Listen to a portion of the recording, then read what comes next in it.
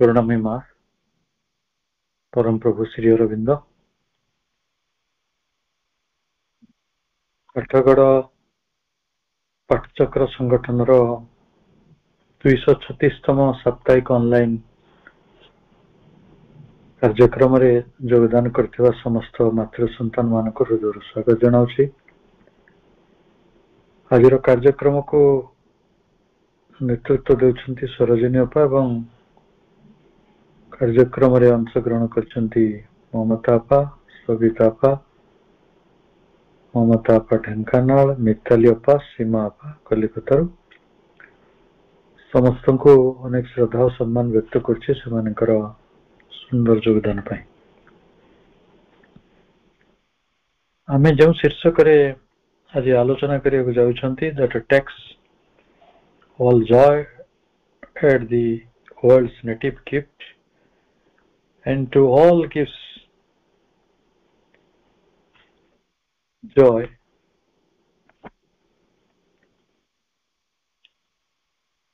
that takes all joy as the world's native gift and to all gives joy as the world's natural right। जहाँ शीर्षक रूपे हमें आज आलोचना करिया जाउछन्ति बुक 6 कैंटो 1 रो प्रॉपर्टी सेथिरे द वर्ड ऑफ फेट जो कैंटोटी रही ता मुख्यतः अश्वपति राजा एवं तांको रानी एवं तांकर कन्या सावित्री एवं देवर्षि नारद ये चारि जनक भितरे गोटे कथबार्ता आलाप आलोचना ता कथोपकथन विभिन्न पर्याय प्रभु कैंटोटी को सजाई छंती किंतु मुख्यतः आमे एठी देखिबा जे नारद को रानी किछि प्रश्न करछंती एवं किछि कथा भी प्रेरणा भाव में प्रकाशित करछंती। से कहछंती देखो hide not from us our doom. तमे तो सब जानी परछ ना जदि आम कपाल दुर्भाग्य अच्छी जदि आम जीवन रे दुर्गर रही इफ डूम इज आवर्स जदि से दुर्भाग्यटी आमर ताले से दुर्भाग्यटी आम ठारो हाइड नॉट लुचाओ नहीं। This is the worst and unknown face of fat. ये जो दुर्भाग्य रे जो दुर्भाग्यटी आम कपाल रे अच्छी ता तो लुचाई रखिबे नहीं। An unknown face of fat एटा गोटे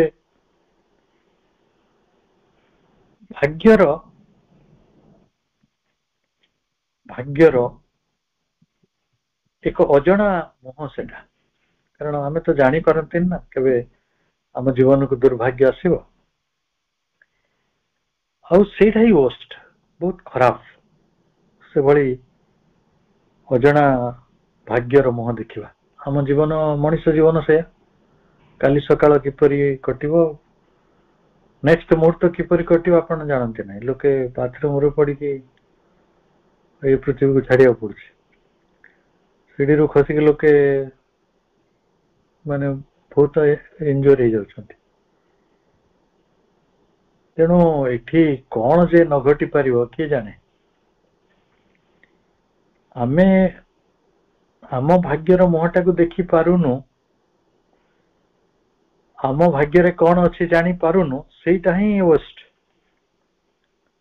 सेटा सबले भय देखौछि ए टेरर ओविनस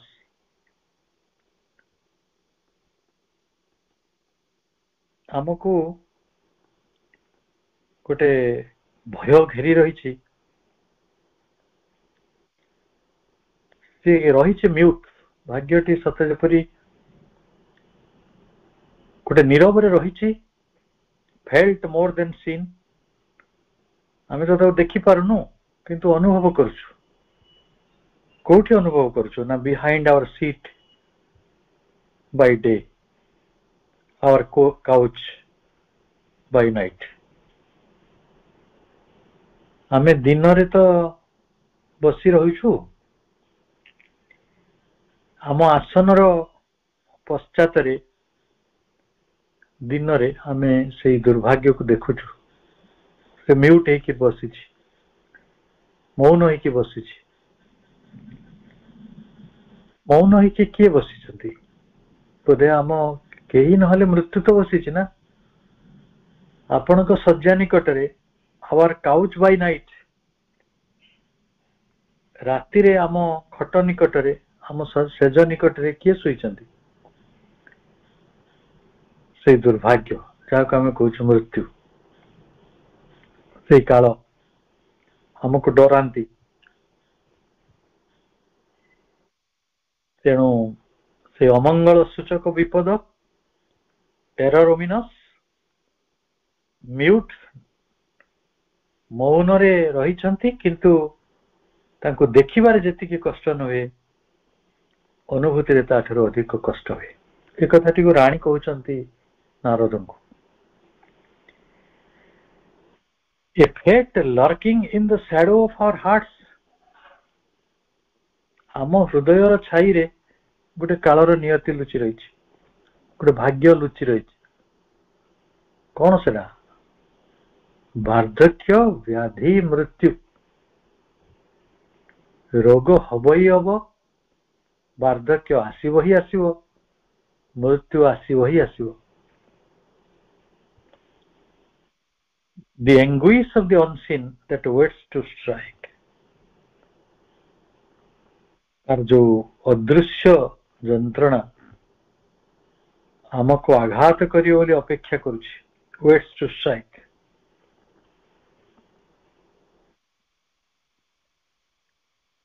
ମୁଁ 3 ବର୍ଷ ପରେ ଏ ପୃଥିବୀରୁ ଚାଲିଯିବି, କିଏ ଆଉ 5 ମିନିଟ ପରେ ଚାଲିଯିବ, ସେଇଟା ହଉଛି ଦୁର୍ଭାଗ୍ୟ। ଏଇ କଥାଟିକୁ ଜାଣିଗଲେ କଣ ଅସୁବିଧା ହୁଅନ୍ତା? ସେମାନେ କୋଉମାନେ ତାଙ୍କୁ ଲୁଚେଇ ରଖିଛନ୍ତି? To know is best, however hard to bear। ଏଇଟା ଯେତେ କଷ୍ଟ ହଉ, ବହୁତ କଷ୍ଟ ହେଇପାରେ। ଜଣକୁ କୁହାଯିବ ସତ୍ୟବାନ, ଯେମିତି କୁହାଗଲା, ବର୍ଷେ ପରେ ତମେ ମରିଯିବ। এটা ବହୁତ କଷ୍ଟକର, କିନ୍ତୁ to know is best, ଜାଣିବାଟା ବେଶୀ ଭଲ। ଆମେ ଦୁର୍ଭାଗ୍ୟ ଆମକୁ ଦିଅନ୍ତି, କିନ୍ତୁ ସେ ଦୁର୍ଭାଗ୍ୟର କିଛି ହତାପତା ଆମ ପାଖରେ ନାହିଁ। ତାପରେ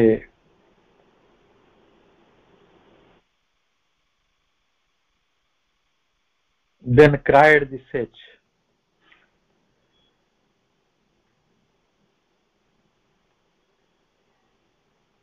ନାରଦ କାନ୍ଦିଲେ। କାହିଁ କାନ୍ଦିଲେ ନା, ରାଣୀ ଯେତେବେଳେ ଭାରି ବିହୋଳ ହେଇଯାଇଥିଲେ, ସେ ନାରଦଙ୍କୁ ସମ୍ବୋଧନ କରିଥିଲେ ମାଇ ୱେଲ୍ ଲଭଡ୍ ଚାଇଲ୍ଡ। ମାନେ ସବୁ ମା ମାନଙ୍କ ପାଖରେ ଗୋଟେ ମାତୃଗୁଣ ଥାଏ ନା।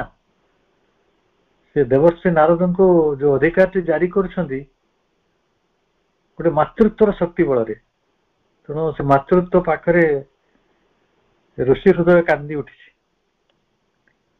ପାର୍ସିଂ ଦି ମଦର୍ସ ହାର୍ଟ, ମାଙ୍କର ହୃଦୟକୁ ବିଦୀର୍ଣ୍ଣ କରିକି, forcing to still the will of Savitri, ସେ ବାଧ୍ୟ କରୁଛନ୍ତି ଯେ ସାବିତ୍ରୀଙ୍କର ସଂକଳ୍ପଟିକୁ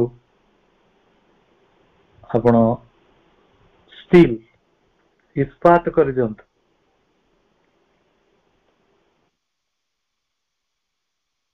ଏବଂ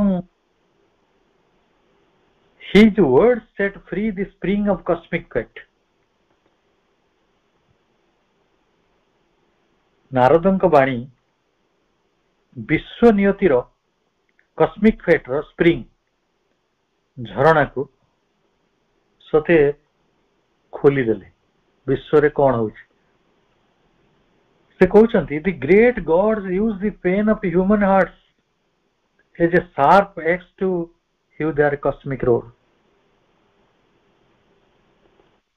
महान देवता माने मनीष हृदयर जंत्रणा को सेमानंकर विश्वपथ निर्माण करिया पई गोटे तीक्ष्ण कुराड़ी परि व्यवहार करते।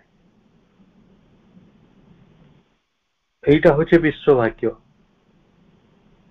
ये तो देवता माने महान देवता से ग्रेट गॉड से जी कैपिटल भगवान कथा कह जाउको मनीष हृदयर जंत्रणा दरकार।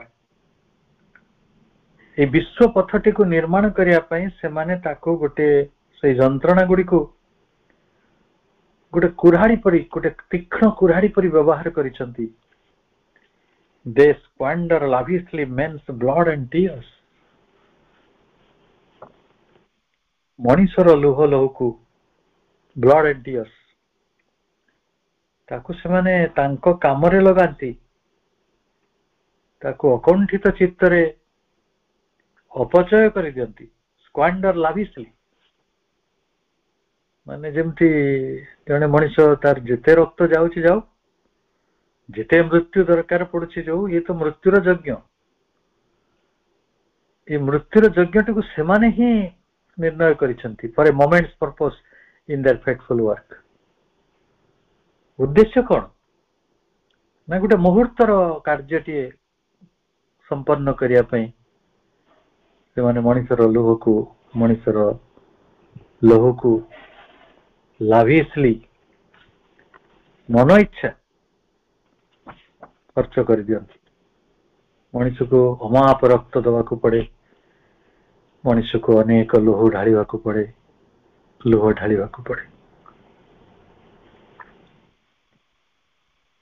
ऋषि कांदी कांदी रानी मां को कहउचंती this cosmic nature's balance is not ours. एठी जो विश्व प्रकृतिर जो संतुलन सेटा आम हाथ रे नाही। nor the mystic measure of our need and use।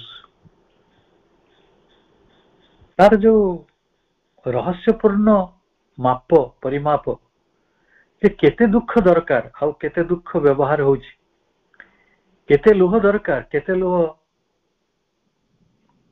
नहीं निया जाउची केते रक्त दरकार आउ केते रक्त नहीं निया जाउची किए से माप करिवो।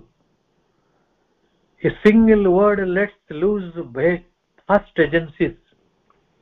आवश्यकता आम हाथ रे नहीं उपयोगिता आम हाथ रे नहीं केवल गोटे शब्द a single word lets loose vast agencies। ये विपुल कर्म स्रोतटी को खोली दउची। A casual act determines the world's fate. आकस्मिक कर्म विश्वर नियति को निर्णय करुछि। एभली भावरे so now he set free destiny in that our.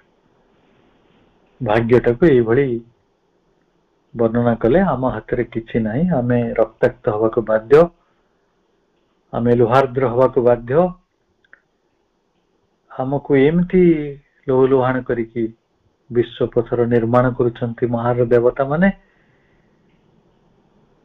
Kuradi भली आम हृदय को सेमाने विदीर्ण करती आउ कामटी को सेमाने करई नियंती। किंतु आमे तांको पचारिबा कि तमर केते दुख दरकार जे तमर केते मृत्यु दरकार जे तमर केते लुह दरकार जे कि पचारि परिबा। प्रश्न उत्तर भी कोठु मिलिबो। रानींकर ए प्रश्नर उत्तरटी को दबा आरंभ करिसंती ऋषिवर मांकर। रानी मांकर प्रश्नर उत्तर गुड़िक दबार आरंभ करिसंती देवर्षि नारद। नारद कहते the truth thou hast claimed I give to thee the truth। हे सम्राज्ञी हे रानी तुमे जो सत्यटी को जानिबा को चाहुछ से सत्य को मु वर्तमान तम आगरे उद्घाटित करुछि। I give to thee the truth। मुझे सत्यटी तमु देवी। I a marvel of the meeting earth and heavens।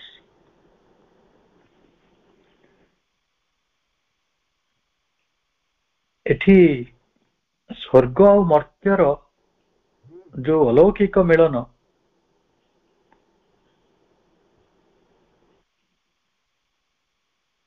ସେ ମିଳନଟା କୋଉଠି ଆସୁଛି? Is he whom Savitri has chosen mid man. Savitri ବର୍ତ୍ତମାନ ଯାହାଙ୍କୁ ଏଇ ମଣିଷ ମିଡ୍ ମ୍ୟାନ୍, ମଣିଷ ମାନଙ୍କ ମଧ୍ୟରୁ ଯାହାଙ୍କୁ ବାଛି ନେଇଛନ୍ତି, ସେଇଟା ହଉଛି ଗୋଟେ meeting of earth and heaven. ଇଏ କଥା ବଡ ଅଦ୍ଭୁତ କଥା ଘଟିବାକୁ ଯାଉଛି ମା।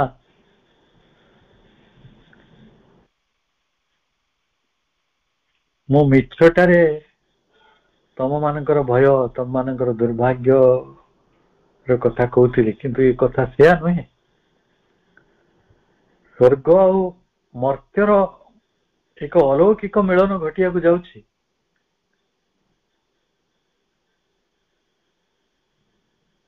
His figure is the front of nature's march.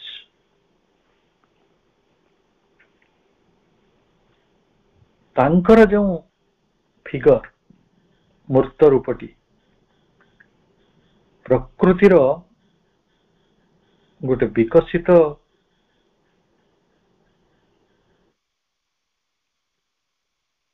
ଗତିକୁ ସେ ସମ୍ଭବ କରୁଛି। Natures March. His single being excels the works of time. ସେ ଯୋଉ ସତ୍ୟବାନ, ତାଙ୍କର କର୍ମଧାରାରେ ତାଙ୍କ ପ୍ରତି, ତାଙ୍କ ପରି ବ୍ୟକ୍ତିର ରଚନା ଅତୁଳନୀୟ। His single being excels. Excel ମାନେ ଗୌରବ, ଏକ୍ସେଲେଣ୍ଟ ଆମେ କହୁନା। ତେଣୁ ତାଙ୍କର ସେଇ ଯୋଉ ସିଙ୍ଗଲ ବିଙ୍ଗଟି, ସେ ୱାର୍କସ ଅଫ ଟାଇମ, ଗୋଟେ ମହାକାଳର କାର୍ଯ୍ୟଧାରାକୁ ସମ୍ଭବ କରୁଛନ୍ତି। A sapphire cutting from the sleep of haven.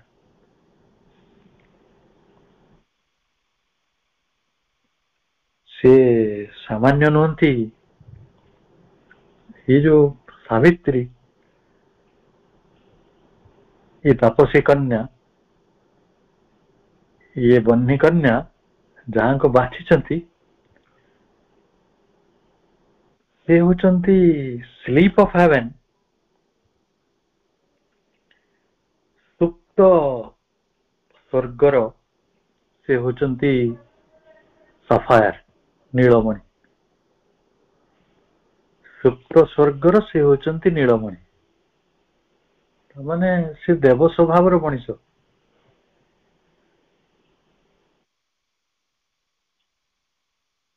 ଡିଲାଇଟଫୁଲ is the ସୋଲ ଅଫ ସତ୍ୟବାନ। ସତ୍ୟବାନଙ୍କ ଆତ୍ମା ହେଉଛି ଆନନ୍ଦର ନିଳୟ। ଏ ରେ ଆଉଟ ଅଫ ରାପ୍ଚରସ୍ ଇନଫାନାଇଟ। ରାପ୍ଚରସ୍ କହିଲେ ସୁଖମୟ, ଆନନ୍ଦମୟ, ପ୍ରଶାନ୍ତମୟ, ଅନନ୍ତର ରଶ୍ମି ଗୋଟେ ରେଖା, ଜ୍ୟୋତିର୍ମୟ ରଶ୍ମିଟିଏ ସେ। ସୁପ୍ତ ସ୍ୱର୍ଗକୁ କାଟିକି ଯେମିତି ନୀଳମଣି ଅଣାଯାଇଛି, ତାଙ୍କରି ଆତ୍ମା ଭିତରେ ଯେଭଳି ରହିଛି ଆନନ୍ଦ ଏବଂ ଗୋଟେ ସୁଖମୟ, ପ୍ରଶାନ୍ତ, ଅନନ୍ତର ରଶ୍ମି ରେଖାଟିଏ ସିଏ। ଆମେ କହନ୍ତି ନା ତାଙ୍କର ଦେବତା ଭଳି ପିଲାଟିଏ, ଗୋଟିଏ ଚାଉଳରେ ଗଢା, ତାର ଜ୍ୟୋତି ଏଇଆ, ତାର ରୂପ ଏଇଆ, ତାର ମାନେ ରାଣୀ ମା ତ ଜାଣନ୍ତିନି ନା ସତ୍ୟବାନଙ୍କୁ।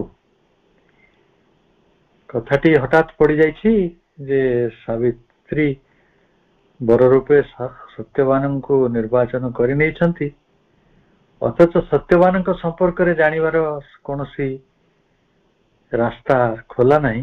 କେବଳ ଗୋଟିଏ କଥା ସେ ଜାଣିଛନ୍ତି ଯେ ସତ୍ୟବାନଙ୍କର ବର୍ଷେ ପରେ ଦେହାନ୍ତ ହବ। ଆଉ ସତ୍ୟବାନଙ୍କ ବିଷୟରେ କିଛି ଜାଣିନାହାନ୍ତି ରାଣୀମା।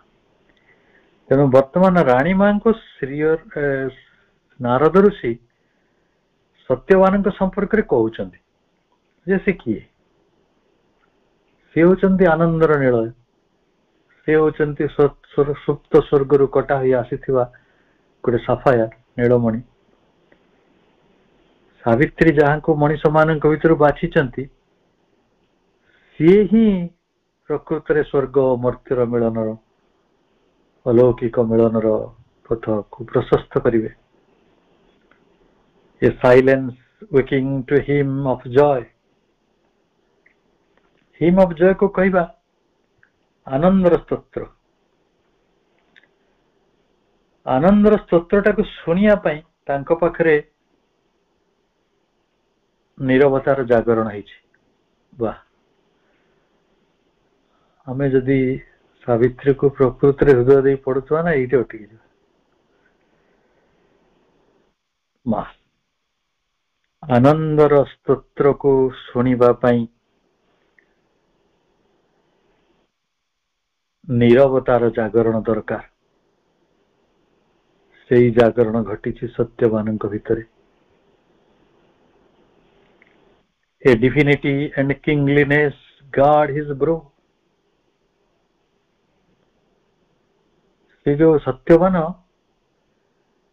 कहीं सावित्री निजर पति रूपे वर रूपे वर्ण करिसंती तांको पाखरे रहिछि डिविनिटी देवत्व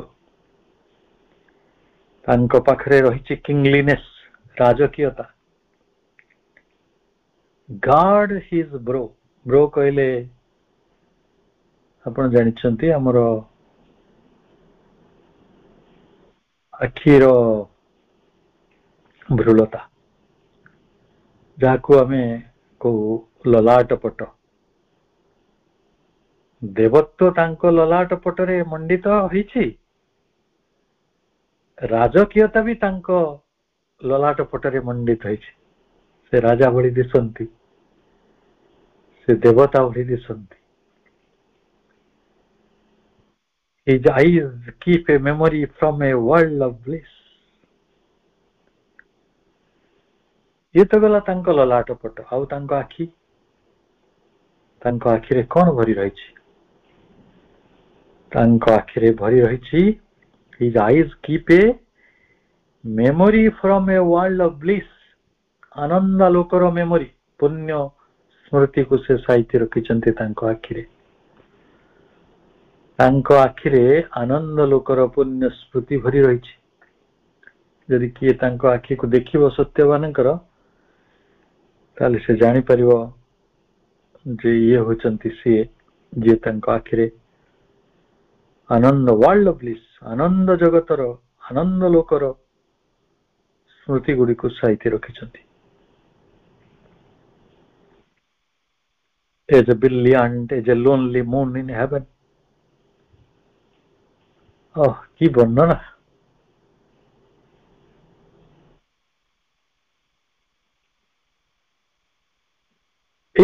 हेवन रे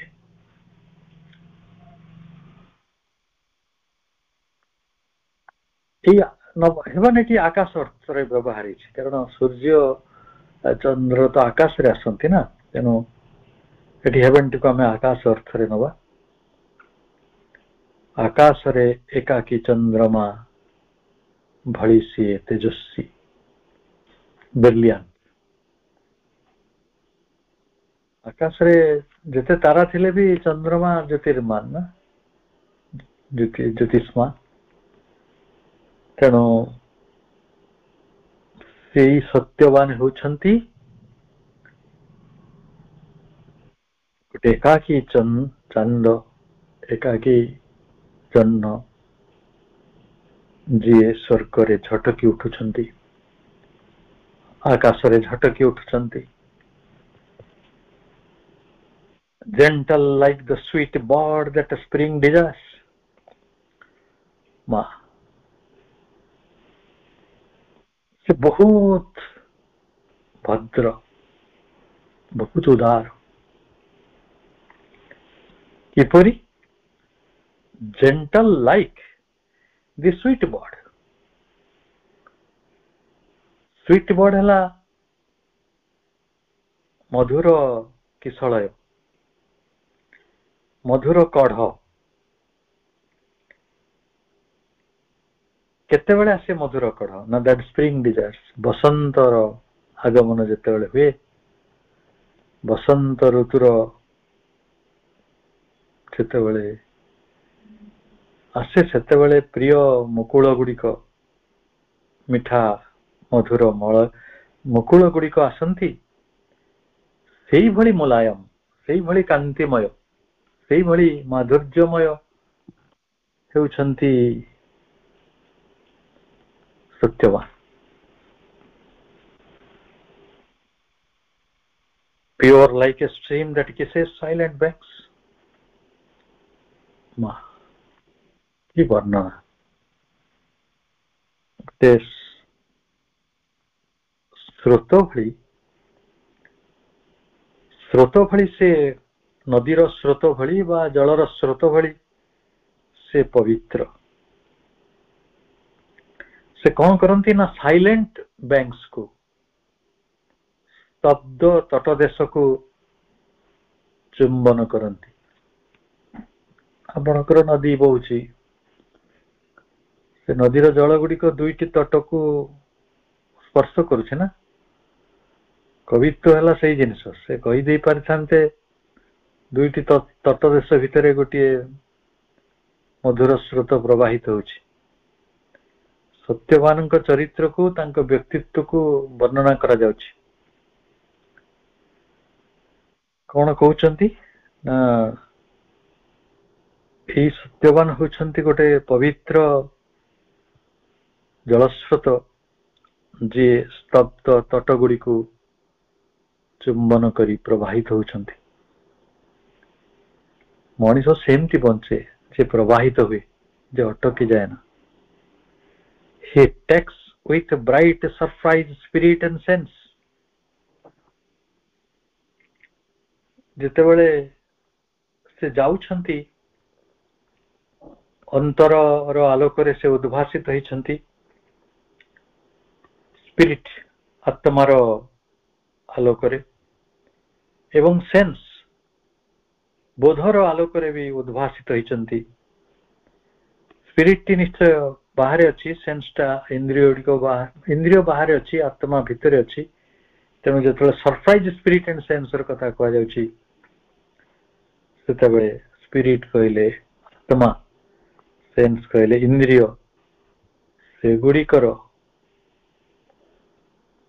ଆଲୋକରେ ସେ ଉଦ୍ଭାସିତ ହୋଇକି ସେ ଚାଲୁଛନ୍ତି। ଏ living knot of golden paradise. ସେ ହେଉଛନ୍ତି ସ୍ୱର୍ଗୀୟ ନନ୍ଦନ କାନନର, ସ୍ୱର୍ଣ୍ଣିମ ନନ୍ଦନ କାନନର ଗୋଟେ ଜୀବନ୍ତ ଗ୍ରନ୍ଥି, ଗୋଟେ ଗଣ୍ଠି। ସେ ଯୋଉ ଗଣ୍ଠିଟା ଖୋଲିଗଲେ ଆପଣ ସ୍ୱର୍ଣ୍ଣିମ ନନ୍ଦନ କାନନରେ ପହଞ୍ଚିଯିବେ।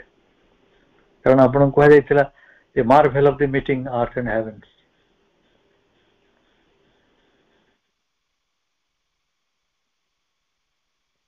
ଏ living knot of golden paradise. କିପରି ବର୍ଣ୍ଣନା ହୁଅନ୍ତା, କଣ କଣ ନ କହିଲେ। ସେ ହେଉଛନ୍ତି ସେଇ ଏକାକୀ ଚନ୍ଦ୍ରମା, ସିଏ ହେଉଛନ୍ତି ବସନ୍ତର ଆଗମନରେ ଫୁଟି ଉଠୁଥିବା ଏକ ମଧୁର କଢ଼, ସ୍ତବ୍ଧ ତଟଦେଶକୁ ଚୁମ୍ବନ ଦେଇ ପ୍ରବାହିତ ହେଉଥିବା ପବିତ୍ର ଜଳସ୍ରୋତ। ତାଙ୍କ ଆଖିରେ ରହିଛି ଆନନ୍ଦ ଲୋକର ସ୍ମୃତି, ତାଙ୍କ ଲଲାଟ ପଟରେ ରହିଛି ଦେବତ୍ୱ ରାଜକୀୟତାର ଠାଣି।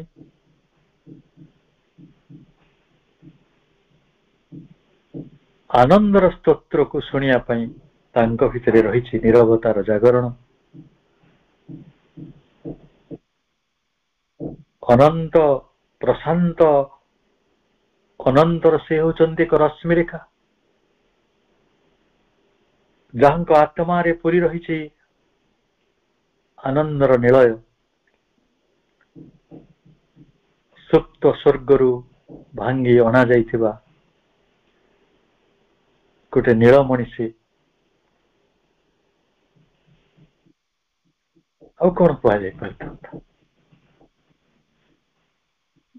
ପୁଣି କହୁଛନ୍ତି ଏ ବ୍ଲୁ ଇମେନ୍ସ, ନାରଦ କହୁଛନ୍ତି ରାଣୀଙ୍କୁ, ରାଣୀ ମା ଏ ବ୍ଲୁ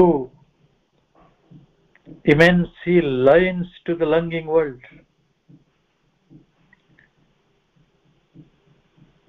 ସେ ସିନା ଗୋଟିଏ ସ୍ୱର୍ଣ୍ଣିମ ଶିରନ୍ମୟ ସ୍ୱର୍ଗର ଜୀବନ୍ତ ଗ୍ରନ୍ଥି, ସେ ଏକ ବିଶାଳ ସୁନୀଳ ଆକାଶ,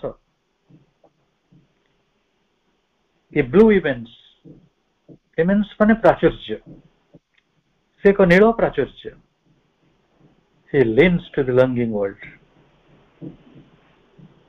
ଲାଳସାପୂର୍ଣ୍ଣ ଜଗତ ଆଡକୁ ସେ ଆନତ ହେଇ ରହିଛନ୍ତି। ଜଗତର ଲାଳସା କଣ? ପ୍ରଶ୍ନ ତ ଏଇଠି, ଜଗତର ଲାଳସା ଅମରତ୍ୱ ନୁହେଁ, ଜଗତର ଲାଳସା ହେଉଛି ଅହଂ ତୃପ୍ତି। କିନ୍ତୁ ଏକ ନୀଳ ପ୍ରାଚୁର୍ଯ୍ୟ ହେଇକି, ନୀଳ ବୈଭବ ହେଇକି ସେ ଲାଳସାପୂର୍ଣ୍ଣ ଜଗତକୁ ଆନତ ହେଇକି ରହିଛନ୍ତି। Time's joy borrowed out of eternity. eternity କହିଲେ ଶାଶ୍ୱତ, କାଳାତୀତ, କାଳାତୀତଙ୍କ ଠାରୁ ବର କରାଯାଇଛି, ଉଦ୍ଧାର କରାଯାଇଥିବା ଗୋଟେ କାଳର ଆନନ୍ଦ। ସେ ତାଙ୍କୁ ଗୋଟେ ଆୟୁଷ ସିନା ଦିଆଯାଇଛି, କିନ୍ତୁ ସେ ପ୍ରକୃତରେ ଏଟର୍ନିଟିର ଆନନ୍ଦ, ସେ କାଳର ଆନନ୍ଦ ହେଇକି ଉଦ୍ଧାର କରାହେଇଛନ୍ତି। ଆଉ ଏଇ କଥା ଟିକେ ବୁଝିଗଲେ ଆପଣ ବୁଝିଯିବେ ଯେ ଯେତେବେଳେ ଅବତାର ମାନେ ଆସନ୍ତି, ସେମାନେ ଏଇଭଳି ଆସନ୍ତି, ସେମାନେ ଏଟର୍ନିଟିର ଆନନ୍ଦ, ଶାଶ୍ୱତର ଆନନ୍ଦ, କିନ୍ତୁ କାଳବଦ୍ଧ ଆନନ୍ଦ ହେଇକି ସେ ଉଦ୍ଧାରରେ ଆସିଛନ୍ତି। A star of splendor or a rose of bliss, ସେ ଏକ ମହିମୋଜ୍ଜଳ ତାରକା ବା ସେ ହେଉଛନ୍ତି ଦିବ୍ୟ ଆନନ୍ଦର ଗୋଲାପ। ଏମିତି କଥାଟି ଶୁଣିଲେ କୋଉ ଶାଶୁ ମା ଖୁସି ହେଇଯିବନି, ମୋ ଜଇଁଟା ଏମିତି।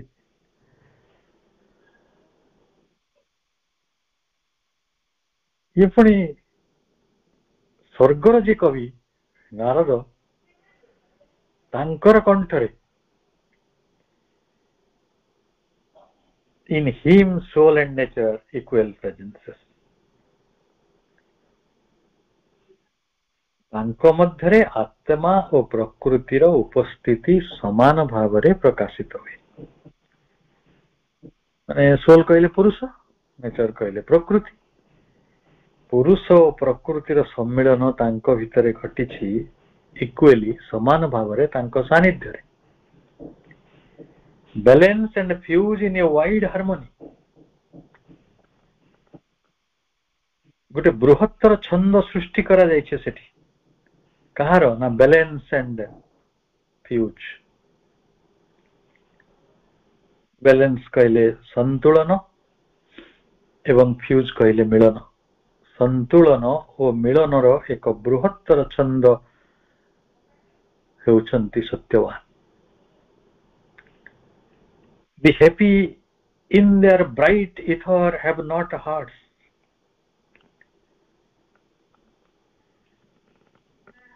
ଜ୍ୟୋତିର୍ମୟ ଲୋକରେ happy in their bright ether have not hearts, ଜ୍ୟୋତିର୍ମୟ ଲୋକରେ ଯେଉଁମାନେ ଚିର ସୁଖରେ ବାସ କରନ୍ତି, ସେମାନଙ୍କ ହୃଦୟଟି ସେତେ ସତ୍ୟତର ମଧୁରତର ନୁହେଁ, more sweet and true than this mortal make। ଏଇ ଯୋଉ mortal make ହେଲେ ସତ୍ୟବାନ, ମରଣଶୀଳ ସତ୍ତା, ସିଏ ହେଉଛନ୍ତି ଅଧିକ ସୁଇଟ, ମିଠା ଆଉ ଅଧିକ ସତ୍ୟ। କାହାଠାରୁ ନା ସେଇ ଯୋଉ ହେପି ମାନେ, ଯୋଉ ସୁଖରେ ରହିଥିବା ବ୍ରାଇଟ୍ ଇଥର, ଉଜ୍ଜଳ ଆକାଶରେ ଯୋଉମାନେ ରହିଛନ୍ତି ସେମାନଙ୍କ ହୃଦୟ ଭିତରେ ଏତେ ମଧୁରତା ନାହିଁ, ସେମାନଙ୍କ ହୃଦୟ ଭିତରେ ଏତେ ସତ୍ୟ ନାହିଁ ଯେତିକି ରହିଛି ଏଇ ମୋଟାଲ ଟେକଙ୍କ ଭିତରେ। ମୃତ୍ୟୁ ଯାହାଙ୍କୁ ଝାମ୍ପି ନେଉଛି, ମୃତ୍ୟୁ ଯାହାଙ୍କୁ କବଳିତ କରୁଛି, ସେଇ ସତ୍ୟବାନଙ୍କ ପାଖରେ ସେତିକି ସୁଇଟନେସ୍ ଅଛି।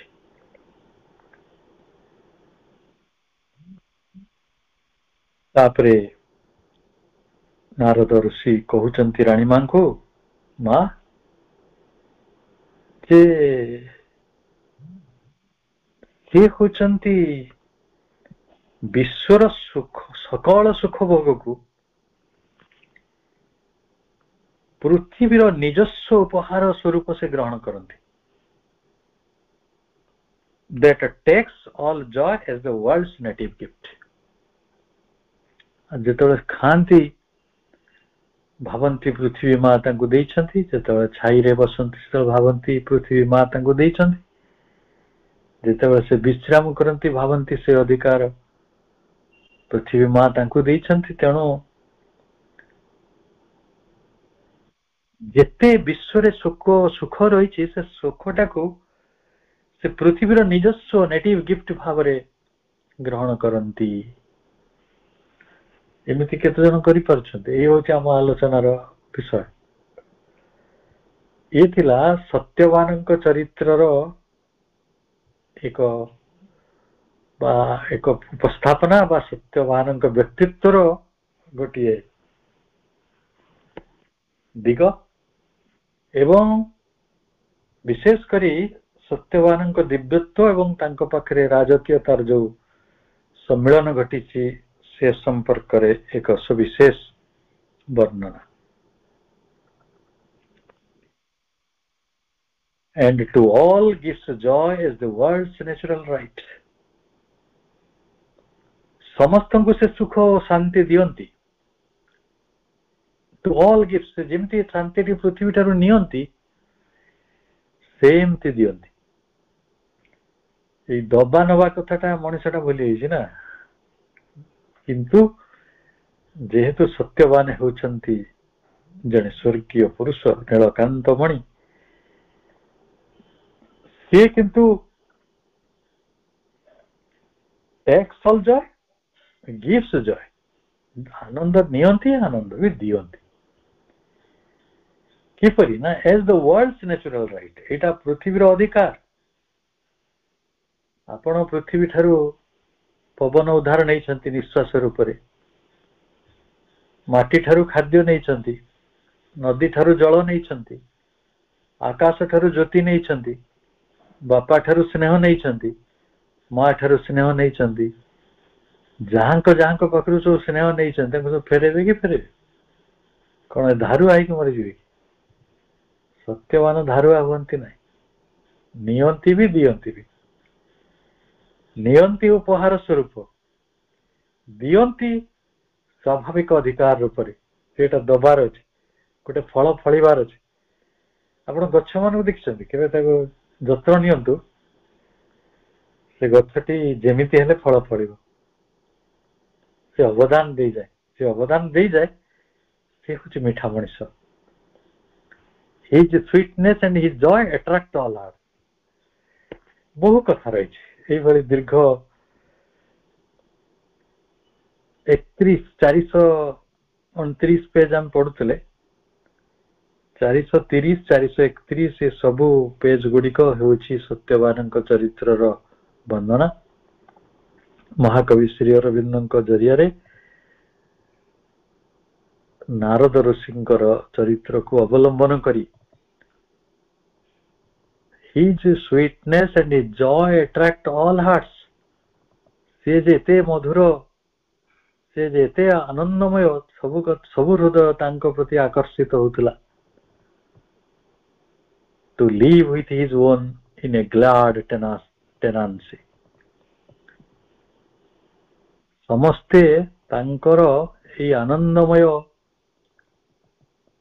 ଅଧିକାର ରାଜ୍ୟ ଭିତରେ ବଞ୍ଚିବାକୁ ଚାହୁଁଥିଲେ।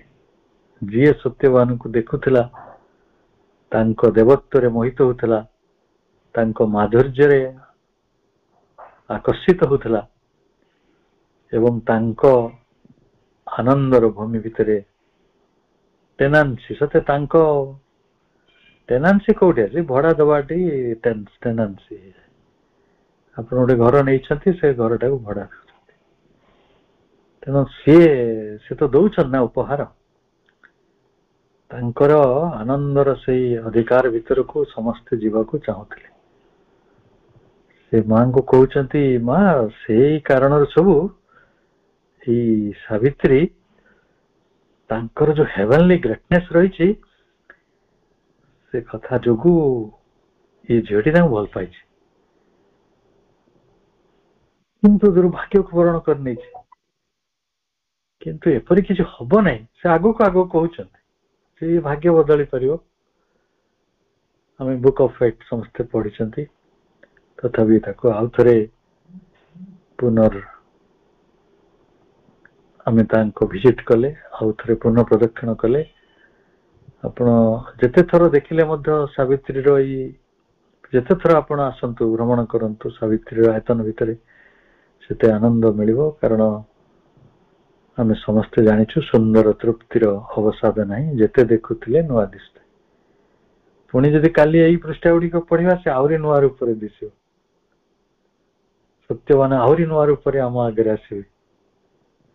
ସାବିତ୍ରୀଙ୍କ ପ୍ରେମ ଆହୁରି ଏକ ଉଚ୍ଚତାକୁ ସ୍ପର୍ଶ କରିଯିବ।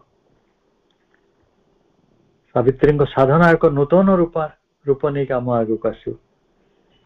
ଅଶ୍ୱପତିଙ୍କର ଅଭିପ୍ସା ଆଉ ଏକ ନୂଆ ରୂପରେ ଆମ ଆଗକୁ ଆସିବ। ସମସ୍ତଙ୍କୁ ଶୁଭରାତ୍ରିର ଶୁଭେଚ୍ଛା। ବନ୍ଦେ ମାତରମ୍।